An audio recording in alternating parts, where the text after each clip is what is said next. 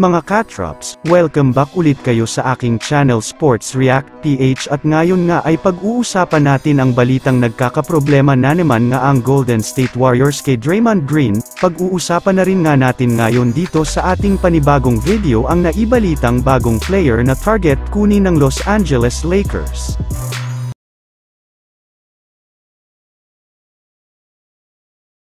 Kabilang nga mga Katrops, sa mga nakaapekto talaga ng todo sa naging kampanya ng Golden State Warriors last season ay ang nangyaring panununtok ni Draymond Green kay Jordan Poole. Yes, dito nga nagsimulang masira ang chemistry ng kanilang buong kupunan. Kaya dahil nga dyan ay nakapagdesisyon nga ang Warriors na ayusin ito ngayong off-season sa pamamagitan ng pag-trade nila kay Jordan Poole papunta sa Washington Wizards. Pero kung akala nyo ay tapos na ang problema ng Warriors, dyan nga po kayo nagkakamali gayong ayon nga sa pinakahuling inilabas na balita, meron na naman nga daw pong binabantayang initan ngayon sa loob ng Golden State Warriors. At ito nga ay sa pagitan ni Draymond Green at Jonathan Kuminga na nagsisimula na nga daw pong na magdikdikan sa kanilang kupunan. Ayun pa nga sa ibinulgar na balita ng isang Warriors insider na si Monty Poole, wala nga daw pong relasyon sa isa't isa't sina Draymond Green at Jonathan Kuminga kahit man magkasama sila sa iisang kupunan na magiging problema rin naman nga ito ng kanilang kupunan gayong dito nga magsisimula ang initan nilang dalawa sa loob ng court. Samantala pumunta naman tayo sa ating sunod na pag-uusapan ngayon sa naibalitang bagong player na target kunin ng Los Angeles Lakers. Habang tumatagal nga mga Katrops, ay nahihirapan na rin naman nga ang Lakers na kunin ang kanilang mga target na sina Bismack Biyombo at Christian Wood.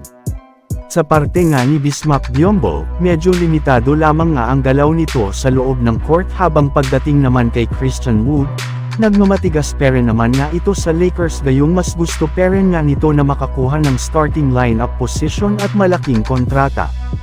Kaya mukhang kailangan na rin naman nga ng Los Angeles Lakers na maghanap at kumuha ngayon ng iba pang option o players na available pa rin naman nga sa loob ng free agency market.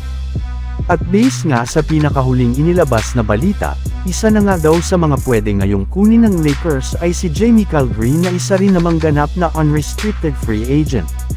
Wala na rin naman ng balak ngayon ang Warriors na pabolekan ito sa kanilang lineup ngayong off-season matapos magtapos ang kanyang isang taong kontrata.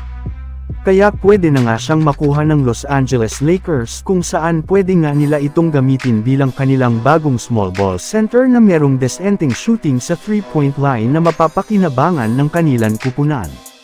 So yun lang nga mga Katrops ang handog ko sa inyong storya ngayong araw. Sana nag-enjoy kayo. Please like and subscribe my YouTube channel Sports React PH para sa iba pang storya at update patungkol sa NBA. Kita-kits muli sa ating susunod na video.